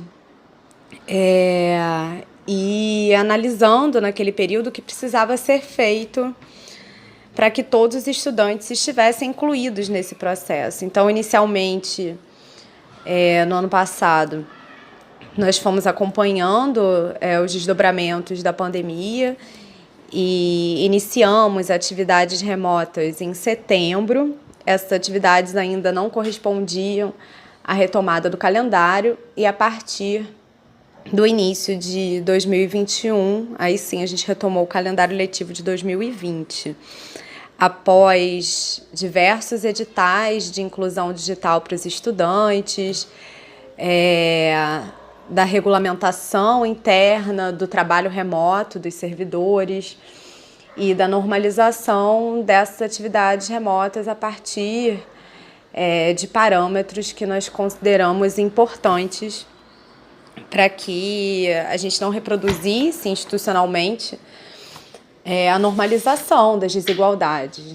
Então, foi um tempo necessário para as adequações curriculares, para definições de estratégias de acolhimento e de acompanhamento de todos os estudantes de forma remota, o que acabou resultando, ao fim e ao cabo, na realização de atividades remotas da melhor maneira possível, dentro das condições e de todos os limites que a natureza dessas atividades e que os recursos também impõem. E eu considero que esse tensionamento que você apontou, em relação que ocorreu, muito forte no interior da comunidade escolar no ano passado, ele foi paulatinamente sendo reduzido com a retomada do calendário e, posteriormente, o início do ano letivo de 2021. Então, acho que hoje esse tensionamento ele foi reduzido. O que tem sido retomado no momento atual é em relação ao retorno presencial. Em relação às atividades remotas, acredito que há grande satisfação por parte da comunidade do que vem sendo feito, oferecido dentro de todos esses limites que eu falei. Mas em relação ao retorno presencial, a gente sabe que a pressão é enorme, diante da reabertura das escolas no estado, nos municípios, aqui no Rio, e no Brasil também como um todo. Então, a gente tem enfrentado agora um desafio de dialogar com a comunidade da melhor maneira possível, com todas as limitações que as interações remotas nos impõem, sobre o que significa o retorno presencial nesse momento, na realidade do nosso colégio, que tem 13 mil estudantes, são 13 campos diferentes, com estruturas totalmente diferentes em cada um. Enfim, são realidades muito distintas. Então, a gente tem agora, atualmente, esse desafio. E nós buscamos, ao longo de todo esse processo, a ampliação de diferentes canais de diálogo com a comunidade escolar. Eu acho que nós tivemos sucesso nisso, mas sabendo que existem limitações, existem pontos de vista diferentes. Eu acho que o que é importante a gente afirmar nesse ponto é que o que o colégio realiza é, de fato, a busca por um debate democrático com a participação de todo o conjunto da comunidade escolar. E esse processo, ele demanda tempo de debate, de diálogo, de construções alternativas de forma coletiva, Então, nem sempre, geralmente não é no tempo do capital, Não é no tempo da pressão que existe pela normalização das coisas, porque nós não normalizamos a situação da pandemia, nós não normalizamos essas condições de trabalho, nós não normalizamos a retomada das atividades presenciais, nós temos problematizado profundamente qual é o papel da escola nesse período, e eu acho que nós temos avançado positivamente rumo a um colégio cada vez mais inclusivo, democrático, plural, com a inclusão da participação de todos os segmentos da comunidade escolar nesse processo. E já há uma previsão de quando as aulas vão voltar de maneira plena, presencialmente, Luísa? Como é que tem sido para vocês essa fase quase que de transição entre o ensino remoto e as aulas presenciais? Quais as principais dificuldades que vocês têm enfrentado? Bem, até o momento, nós estamos no Colégio Pedro II com as atividades de ensino realizadas apenas de forma remota. Existe a previsão do retorno presencial para março de 2021. Nós não implementamos o que vem sendo chamado de ensino híbrido, Enfim, nós estamos realizando apenas atividades remotas. Existe um processo que foi aberto pelo Ministério Público Federal do Rio de Janeiro, onde, além do Pedro II, universidades e institutos federais, como réus, tiveram que responder em relação ao retorno presencial, onde a data indicada pelo Ministério Público Federal era agora 18 de outubro. Porém, nós ganhamos o processo, alegando, justificando tudo que envolve a impossibilidade do retorno presencial agora, nesse momento, tendo em vista a necessidade das adequações estruturais, o cenário da pandemia ainda no estado do Rio de Janeiro. E no final desse processo, a juíza considerou que todas essas instituições têm a sua autonomia para a definição da data do retorno. Então, o que a gente está vivendo agora, em relação assim, à transição, do remoto para o presencial, é justamente o planejamento e adequação da escola para um retorno em março, com as condições de segurança, considerando também outros critérios, além da estrutura interna, que são, por exemplo, a manutenção da bandeira verde por 15 dias consecutivos no Rio de Janeiro e nos outros municípios onde nós temos campi do Colégio Pedro II, que são Niterói e Caxias, a conclusão da imunização da comunidade escolar até a faixa etária que for contemplada pelo Plano Nacional de Imunização, que infelizmente no Brasil, é só em jovens a partir de 12 anos. Em outros países a gente sabe que a vacinação tem avançado para crianças. Infelizmente aqui no Brasil a gente ainda não tem essa liberação. Enfim, é um conjunto de adequações que a gente está fazendo nesse período de transição, considerando a continuidade do trabalho que vem sendo feito. Então, tudo aquilo que foi necessário para a gente adaptar as estratégias pedagógicas, os recursos, a estrutura para as atividades remotas, agora a gente também está precisando fazer para o retorno presencial. Então, é um trabalho muito complexo, que envolve a participação de toda a comunidade escolar, como eu falei anteriormente. Então, é nesse ponto que a gente se encontra nesse momento. As unidades de ensino estão preparadas para receber os alunos, Luísa? É evidente que esse retorno gradual das atividades tem de se dar com uma série de cuidados, respeitando protocolos de higiene e de distanciamento para evitar que o vírus se propague. Com essa falta de verbas para o ensino público já citada, foi possível adaptar as escolas para receberem os estudantes nessa retomada do ensino presencial. Muitos materiais específicos de higienização foram comprados, equipamentos de proteção individual, adaptações estruturais foram feitas, mas existem muitos outros equipamentos e materiais que ainda precisam ser comprados e também adaptações estruturais. Nós temos, como eu falei, uma realidade muito distinta entre cada campus do colégio, Então, por exemplo, existe um campus que não tem circulação de ar adequada no refeitório, outro que tem janelas lacradas, porque foi feito anteriormente toda uma climatização com o uso de ar-condicionados que gerou o fechamento das janelas. Então, isso tudo precisa ser modificado. Infelizmente, Anderson, na grande maioria das redes públicas, por causa da pressão pelo retorno presencial diante da normalização da pandemia, em meio ao negacionismo, as escolas reabriram sem as condições estruturais adequadas, o que gerou a morte de docentes, demais trabalhadores da educação, demais membros da comunidade escolar, num processo de abre e fecha das escolas, uma política de genocídio, não tem outro nome para isso. O capital precisa seguir em expansão e acumulando, e para isso não pode ter escolas fechadas, mas para as famílias trabalhadoras falta comida no prato, emprego, renda, auxílio, moradia, e sobre isso nada é feito, mas as escolas precisam estar abertas, Então, é um cenário realmente grave, complexo, e a gente não pode perder isso de vista em nenhum momento.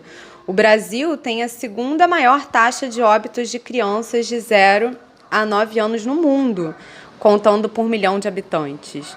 Então, a gente precisa ter muito cuidado, né, com a reabertura das escolas, porque as crianças no Brasil não estão vacinadas. Então, já perdemos muitos membros da comunidade escolar sem abertura e a gente não pode perder por causa da abertura. Eu acho que esse é um ponto fundamental. E como eu falei anteriormente, no Colégio Pedro II, nós não realizamos as atividades de forma híbrida, né? Ou seja, né, o que tem sido chamado de híbrido, né? Que é a concomitância das atividades presenciais e remotas, porque nós não temos estrutura para viabilizar, ao mesmo tempo, a presença dos estudantes no colégio e a realização das interações remotas com aqueles estudantes que não retornariam. Então, ou de forma escalonada, em revezamento, enfim, para isso a gente teria que ter recursos estruturais que a gente não tem, né, para transmissão, por exemplo, e a gente também considera que pedagogicamente isso é inviável, né? Não tem como um professor que está fazendo planejamento para uma atividade presencial fazer essa mesma atividade para pessoas que estão assistindo em casa, né? Isso é um rebaixamento do nosso trabalho, é um engodo, né? É impossível trabalhar dessa forma, é desconsiderar todas as especificidades que demandam, né, um planejamento pedagógico sério. Bem, ou a gente teria que ter o dobro do número de professores para realizar ao mesmo tempo o atendimento presencial e a realização das atividades remotas, né? Então, diante dessa impossibilidade de recursos, tanto materiais quanto de pessoas, a gente considera que o que é possível é o retorno presencial de toda a comunidade escolar de forma segura.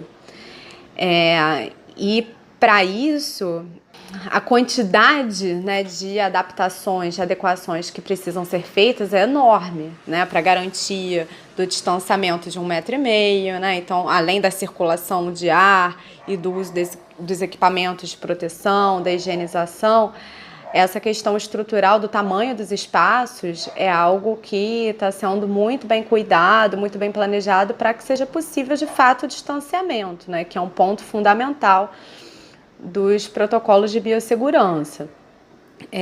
Outro ponto que eu também destaco é a necessidade da ampliação das equipes terceirizadas, dos trabalhadores que trabalham com a merenda escolar, das equipes de segurança, das equipes de limpeza, né? Se a gente está falando dos protocolos sanitários, especialmente das equipes de limpeza. Ao longo desse período da pandemia, os contratos com as empresas de serviços terceirizados foram rompidos em muitos desses serviços. Ou tivemos, em alguns casos, o contingente de trabalhadores reduzidos. Então, a gente tem se debruçado nesse momento na análise da possibilidade, além da reativação dos contratos, né, da ampliação do número desses trabalhadores no colégio que são tão fundamentais, que estarão aí na linha de frente da higienização dos espaços. Outro ponto, por exemplo, são o uso das máscaras PFF2, N95, porque anteriormente nós fizemos uma compra, agora, né, antes dessa necessidade, dessa especificação, nós fizemos uma compra, agora existe essa especificação, precisa ser feita outra compra, e tudo isso demanda recursos, demanda tempo. Então, eu estou levantando assim, essas questões, né, eu poderia falar de muitas outras que envolvem a implementação de todos os itens previstos nas diretrizes de protocolos de segurança que o colégio vem elaborando e finalizando agora nesse momento. Poderia falar de muitos outros pontos também, mas eu destaquei esses, enfim, e levanto essa relevância para que, para quem está nos ouvindo, né, enfim, refletir junto com a gente sobre o quão é complexa a reabertura nesse momento, né? Não é assim... Os restaurantes voltaram, as casas de show voltaram, as escolas precisam reabrir também, tem que reabrir de qualquer maneira. A gente não tem como fazer isso, né? A gente tem uma responsabilidade enorme com a segurança da nossa comunidade escolar, em sua totalidade, né? E só é possível retornar de fato com segurança. Então, estão aí alguns pontos e a gente poderia levantar muitos outros aí também, né? A gente teria que fazer vários programas para falar de todos esses pontos, porque realmente demanda muito trabalho, muito planejamento e muitos recursos, né? Como vimos. O aprendizado ficou muito prejudicado nesse período de pandemia, Luísa. Esses anos de 2020 e 2021 podem ser considerados anos perdidos. Em quanto tempo vocês, professores, acreditam que possam recuperar esse período letivo que foi perdido nesses longos meses de Covid-19? Eu acho que é importante, Anderson, essa pergunta é muito pertinente, né? Eu acho que é importante a gente olhar com cuidado para cada rede de ensino, para a realidade de cada comunidade escolar, porque as atividades remotas, né, na continuidade dos calendários escolares, foram feitas de forma muito distintas em cada realidade. Então, no caso do Pedro II, como nós tivemos todo um planejamento para o início dessas atividades, com a adequação das atividades remotas de acordo com os recursos disponibilizados nos auxílios de inclusão digital, né, tendo os auxílios como limite em relação ao uso de pacotes de dados para essas interações, enfim. Como houve todo esse processo, de fato, para a inclusão de todos os nossos estudantes, nós temos, sim, muitos problemas, e é necessário, né, por óbvio, considerar que as interações remotas não substituem as atividades presenciais, né, não chegam nem perto do que é o aprendizado, né, do que é a experiência escolar, do que é tudo que é aprendido no presencial, nas trocas que são feitas. Mas mesmo considerando tudo isso, eu não diria que nós perdemos os anos letivos de 2020 e 2021. O nosso ano letivo de 2021 se encerra apenas no ano que vem. O que eu diria é que certamente nosso planejamento de acolhimento para o retorno presencial, quando ele ocorrer, ele vai precisar contar com uma avaliação profunda da realidade dos estudantes no momento do retorno. Então, a gente não vai encontrar a realidade que estava lá em março de 2020, né? Por tudo que foi vivido até esse momento, com todas as perdas, com todos os lutos, com todas as condições que se aprofundaram a nível de precarização na vida da comunidade escolar, da precarização da vida, né, como um todo. Então, a gente vai precisar avaliar, né, pedagogicamente o ponto onde as coisas estão, num processo de reformulação, de readaptação curricular, das estratégias. Então, assim, em suma, né, eu não diria que foram 2 anos perdidos, mas foram 2 anos vividos de forma totalmente diferente de tudo que a gente já viveu, e o colégio precisa ressignificar o seu trabalho a partir da análise no momento do retorno junto aos estudantes. Então, né, sua pergunta sobre quanto tempo a gente vai levar para recuperar aquilo que foi perdido, né, porque de fato muita coisa foi, eu não saberia te estimar, né? Eu acho que só quando essa avaliação no retorno presencial ocorrer, é que a gente vai conseguir pensar nessa estimativa, a partir da reorganização do trabalho pedagógico com essa análise. Um tema que é muito citado, Luiz, em alguns fóruns especializados de debate diz respeito aos problemas de sociabilidade que os alunos vêm enfrentando por conta da ausência de aulas presenciais. Os próprios responsáveis, eu imagino, passam para vocês essa apreensão deles, essa dificuldade de lidar com a ansiedade das crianças, muitas ainda isoladas por conta do vírus. De que forma, Luiz, essa falta de interação das crianças com seus colegas de escola influencia no desenvolvimento delas? Essa questão relacionada à sociabilidade pode ser resolvida, ou ao menos minimizada de alguma forma pelos pais? Ótima pergunta, Anderson.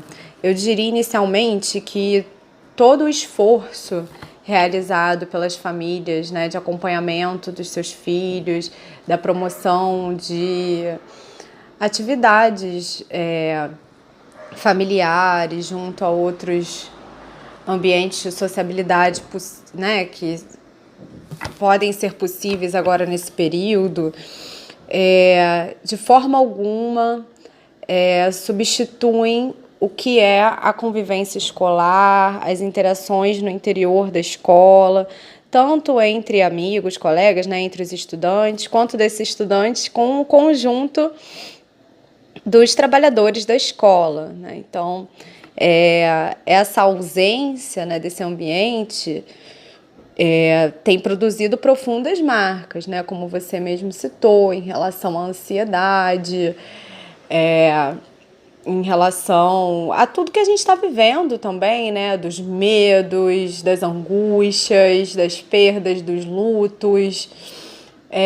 Então, a gente tem como evidência nesse momento de que o papel e o trabalho escolar ele é absolutamente insubstituível. Então, assim, né, é claro que as famílias realizam todo o esforço de proporcionar o melhor ambiente possível de vida para os seus filhos, mas não é possível substituir de fato a escola. E esse ponto traz para a gente, acho que 2 elementos, assim. Um, sobre a sobrecarga das famílias, a hiperresponsabilização que esse período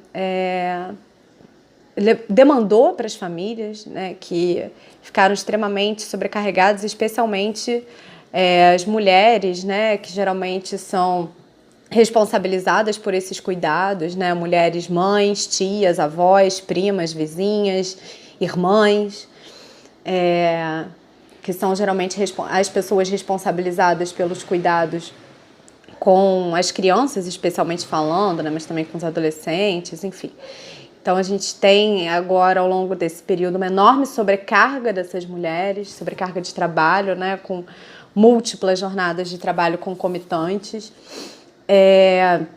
Acho que esse é um ponto extremamente problemático, então a gente precisa ter bastante cuidado e atenção para não responsabilizar as famílias além da sua responsabilidade, né, porque elas não podem substituir a escola, isso não é possível e não pode ser imputado para elas esse papel, né?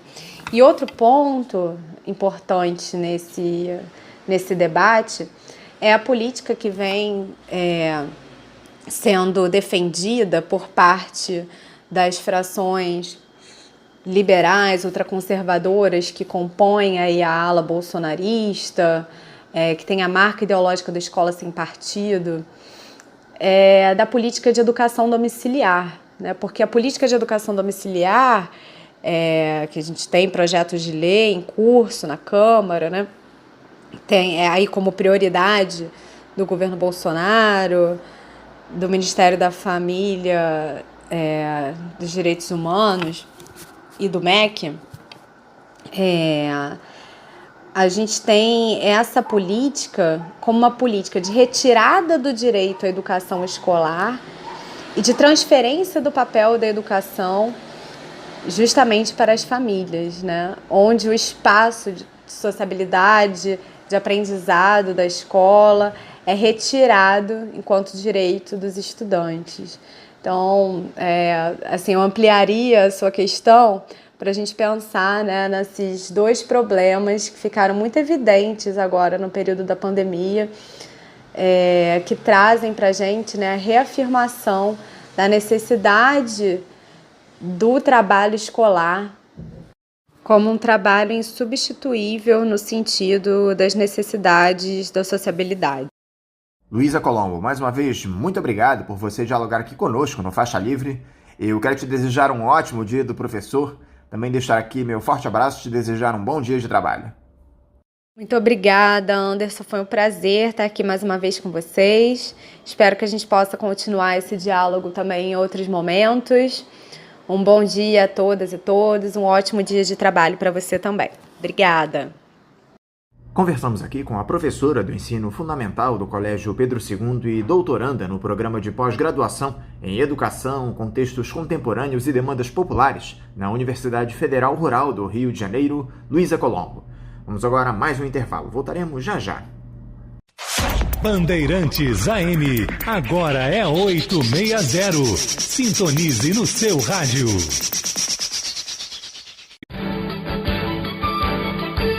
Voltamos a apresentar Faixa Livre. Já voltamos, ouvintes, e agora eu cumprimento o engenheiro e superintendente de gás do estado do Rio de Janeiro, autor do livro Gás Natural no Brasil, uma história de muitos erros e poucos acertos, Antônio Gerson de Carvalho. Antônio, bom dia. Meus caros amigos do Faixa Livre, bom dia a todos vocês.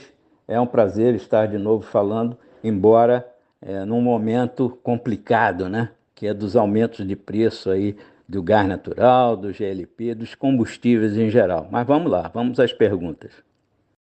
Antônio, muito obrigado por você conversar aqui conosco no Faixa Livre. Antônio, é muito evidente que o planejamento energético no nosso país nas últimas 3 décadas tem se dado em um grau considerável de improvisação, digamos assim, com pouquíssimo desenvolvimento, no sentido oposto ao que temos visto no restante do planeta. No caso do gás natural, a situação não é muito diferente.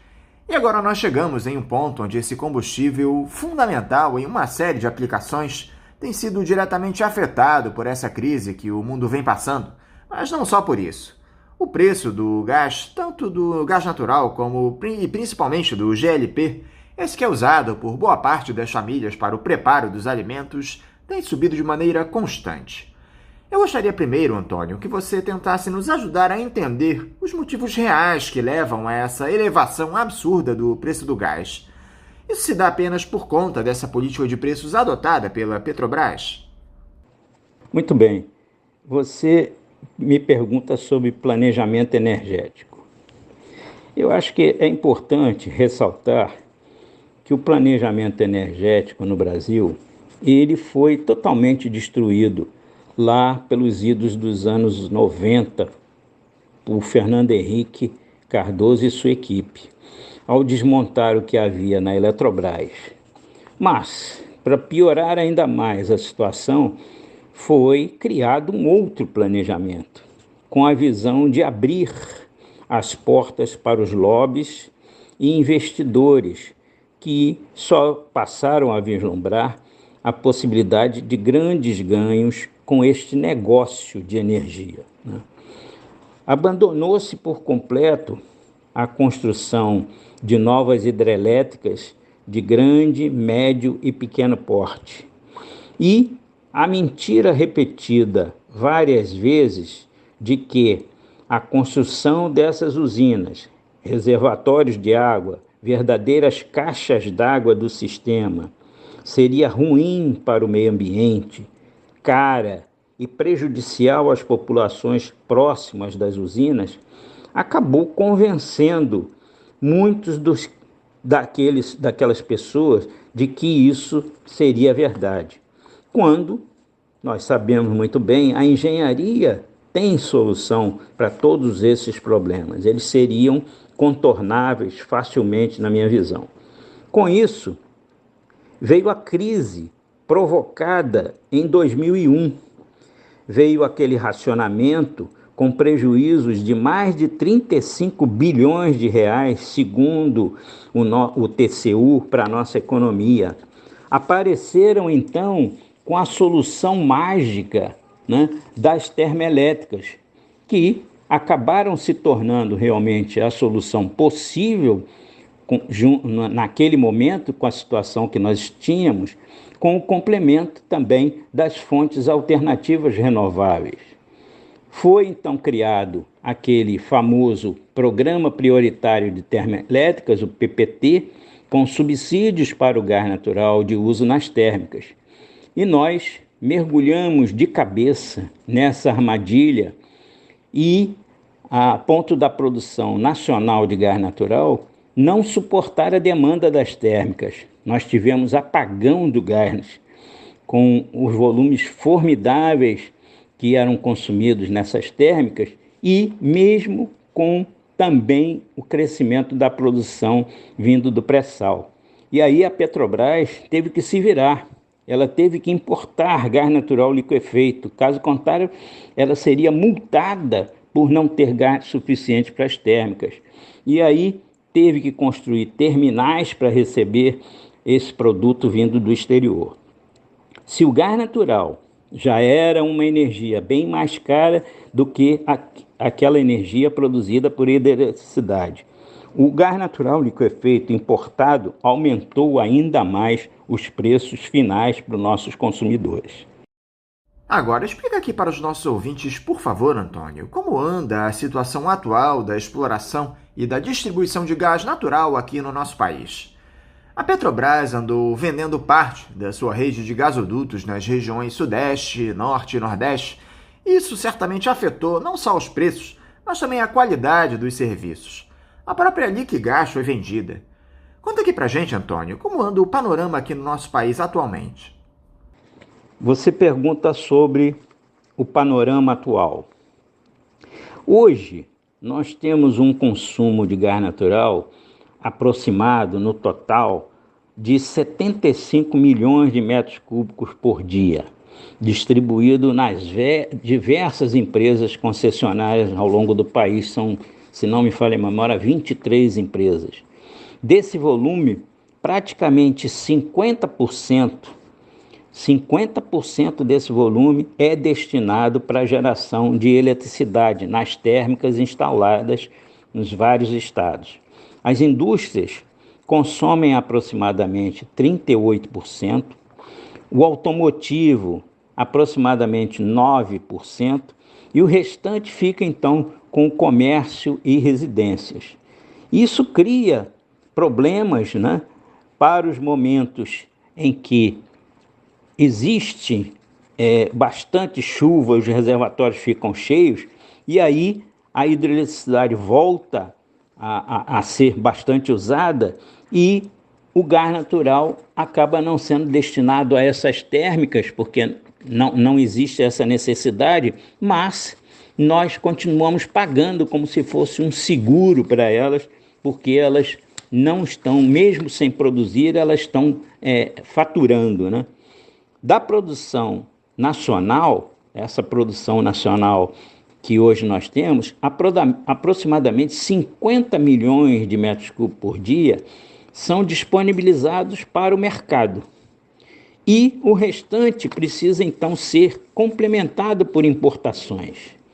E aí, nós enfrentamos a crise mundial de energia, questão mais recente, e que provoca ainda mais um agravamento da situação dos preços dos produtos importados, que nós importamos, obviamente, em dólar, e temos que seguir pagando em reais.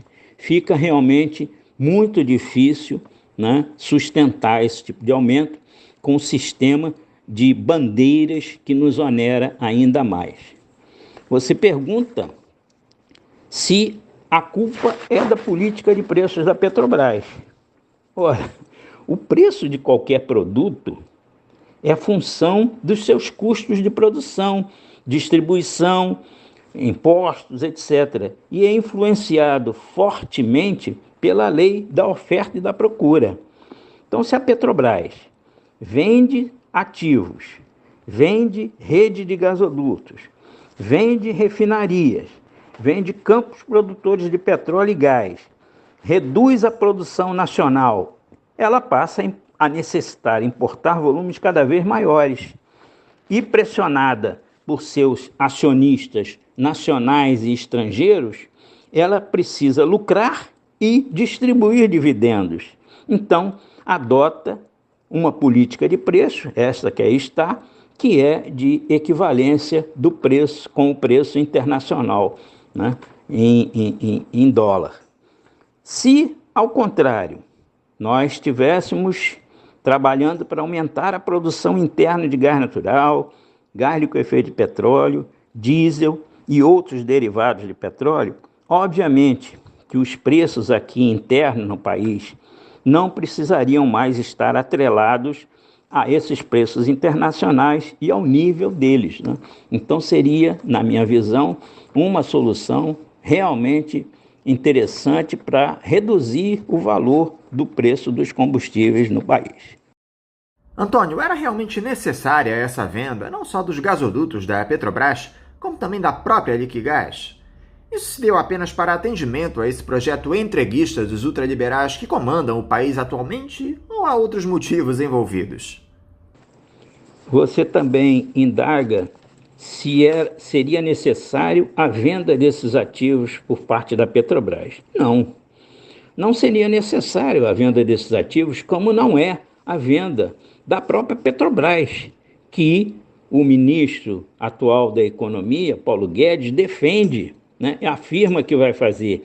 Aquele mesmo ministro que lá fora faz agora discursos convidando investidores para que venham para o Brasil investir, mas que coloca o seu dinheiro nos paraísos fiscais lá fora.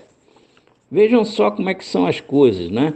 A Petrobras vendeu ativos de gasodutos e agora existe lá no Congresso Nacional uma proposta de um senador do PSDB da Bahia para que, com base nesse problema da crise hídrica, do preço dos combustíveis e tal, para que sejam destinados 33 bilhões de reais para financiar a construção de novos gasodutos de transporte, coisa que a Petrobras fazia com recursos próprios. Atualmente vivem dizendo que a empresa privada é que vai construir, a empresa privada não quer disponibilizar esses recursos que são grandes para a construção de gasodutos que têm retorno razoavelmente demorado, e aí querem destinar financiamentos, com certeza financiamentos com valores bastante subsidiados para a construção desses gasodutos. É realmente a incoerência que está aí presente. São muitos os interesses inconfessáveis dessa turma e, infelizmente, são eles que estão no comando da política energética do país. Com esse novo aumento de 7,2% na última semana, Antônio, o preço do gás de cozinha já ultrapassou os R$100 por botijão em quase todo o país, o maior praticado em 20 anos. Isso tem feito com que muitas famílias voltem à Idade Média cozinhando a lenha. O consumo de restos de madeira cresceu 1,8% de 2019 para 2020. Para esse ano, a situação deve ser ainda pior. Isso é um enorme retrocesso na qualidade de vida e também para a saúde das pessoas, Antônio. Você é autor do livro Gás Natural no Brasil, uma história de muitos erros e poucos acertos. Nós estamos hoje pagando por aqueles erros lá do passado. É possível fazer algo de imediato para corrigirmos a rota nesse mercado de energia aqui no país, em especial do gás, Antônio? Agora, com relação a esses últimos aumentos no preço do GLP que você me indaga, de mais de 7% no último aumento, que coloca um botijão residencial ao preço de mais de R$100. Botijão que é destinado principalmente às populações de menor renda e é o maior preço dos últimos 20 anos. Este é o resultado dessa desastrosa política de entrega, que vai forçando a população menos favorecida a improvisar, né? Como nós temos aí notícias, com fogões a lenha, um retrocesso para a qualidade de vida do brasileiro e que, sem dúvida, vai trazer sérias consequências para a saúde dessas pessoas e para o nosso meio ambiente, com o aumento dos desmatamentos, que hoje já são grandes. Essas populações vão desmatar as áreas próximas às suas residências e usar essa lenha para aquecimento, cozinhar e tal.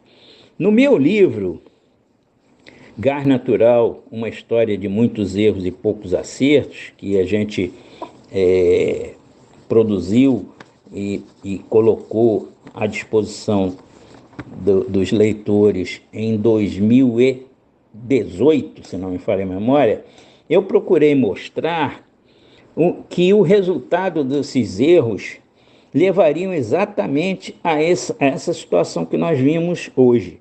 A crise e o aumento da desigualdade, que seriam o resultado. Isso com redução do poder aquisitivo e dos menos favorecidos, e também realmente tudo isso está acontecendo. Recentemente, houve um grande trabalho lá no Congresso Nacional para aprovação do que eles chamaram de nova lei do gás natural. E foi criada, então, foi colocada em vigor, então, uma nova lei, depois de várias leis tratando do assunto, mas não eram suficientes para aqueles que queriam ganhar ainda mais em cima do gás. E essa lei do gás natural criou ainda mais facilidades para o seu uso nas termoelétricas. É possível, sim, se fazer uma mudança, né, nessa rota, né, dessa evolução desastrosa que nós estamos vendo. Mas, obviamente, primeiro seria necessário derrotar politicamente esse projeto, né, de um país que eles querem que seja devotado a ser fornecedor de commodities, né, e celeiro do mundo na questão alimentar, dos alimentos, né? Infelizmente, a gente lembra de um presidente nosso que chegou a dizer, num determinado momento, que o Brasil não deveria mais ficar exportando petróleo cru, deveria trabalhar para produzir aqui internamente derivados e exportar esse produto, né, com um valor agregado pelo trabalho dos nossos brasileiros, né? Infelizmente, esse presidente não está mais no poder. Como solução, Antônio, para esse aumento do botijão de gás, a Petrobras apresentou aquele programa de subsídio dos botijões para as famílias consideradas de baixa renda. A direção da estatal liberou 300 milhões de reais nesse sentido, e a expectativa é beneficiar 400 mil famílias durante 15 meses. É a solução para o problema, Antônio? Como é que você classifica essa medida tomada pela Petrobras? A solução de subsidiar os botijões residenciais apresentada pela Petrobras, é interessante lembrar que isso é uma solução que já foi utilizada no passado. Inclusive, no tempo do presidente Itamar Franco, existiu o Vale Gás, que era um subsídio para o pessoal de baixa renda para o botijão. E ela sempre foi condenada pelos economistas da linha do governo atual por trazer graves distorções com esses subsídios, por criar esses subsídios e distorcer as leis do mercado, vamos dizer assim. As famílias de baixa renda podem ter nessa política um paliativo no curto prazo, mas não se pode imaginar que isso seja a solução duradoura. Isto seria um retorno, né, a um passado não muito bom, e nós acreditamos que a solução de fato teria que ser aumento do produto nacional, gerando empregos aqui, e aí sim o valor desse botijão ser colocado ao nível do seu preço de custo, do seu preço de distribuição, como eu falei anteriormente, não com valores do preço internacional. E o papel das agências reguladoras nesse cenário de caos energético que o país atravessa, Antônio? Como é que você tem visto a atuação dos diversos órgãos, da ANP, da própria Agenersa aqui no Rio de Janeiro? Elas têm atuado com responsabilidade diante desses desafios que estão colocados? Sobre a questão das agências reguladoras, infelizmente, também as agências de regulação, as agências reguladoras, fizeram parte desse projeto de desmonte nacional, porque elas ficaram a serviço das empresas que foram privatizadas, né? E que ganharam com o encarecimento desses produtos, ganharam muito dinheiro.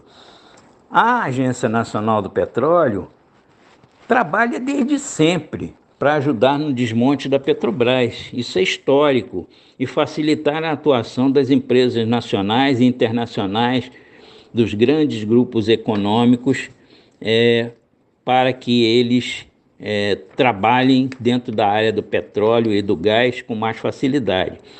A agência reguladora estadual, a Agenersa, ela não é diferente, ela também trabalha para agradar, né, as empresas concessionárias de gás, no caso do gás natural, da distribuição do gás natural. Vejamos um exemplo, nós estamos agora com um debate, uma questão importante, que é da obrigatoriedade de inspeção nas instalações de gás natural residenciais e comerciais, a Lei 6.890. Essa lei obriga que sejam feitas inspeções de 5 em 5 anos nas instalações. As concessionárias de gás natural, SEG Rio, aqui no Rio de Janeiro, elas sempre fizeram o trabalho de inspeção no momento em que vão instalar pela primeira vez o gás ou no momento em que, por algum motivo, o gás foi suspenso, foi cortado, não está em uso e vai ser religado. Ela tem obrigação de fazer a inspeção de novo dessas instalações para ver se está tudo em segurança, com segurança para voltar a utilizar. E, depois de aprovada, então ela abre o gás e inicia-se o consumo. A partir daí, então, se contaria os 5 anos para que, de novo, o consumidor tivesse que fazer a inspeção.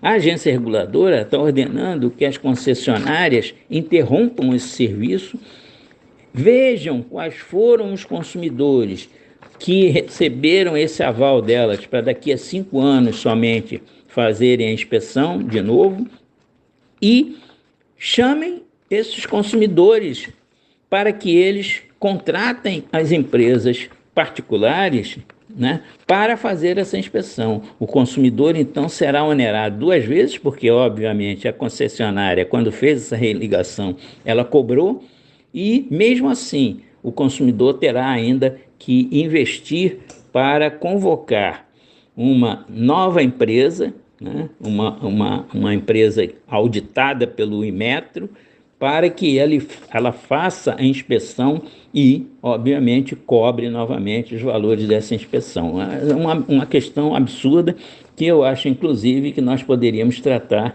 em outro programa aí no Faixa Livre. Me coloco à disposição de vocês desde já. Antônio Gerson de Carvalho, mais uma vez, muito obrigado por você estar aqui conosco no Faixa Livre. Eu quero te desejar um ótimo dia de trabalho e também deixar aqui o meu abraço.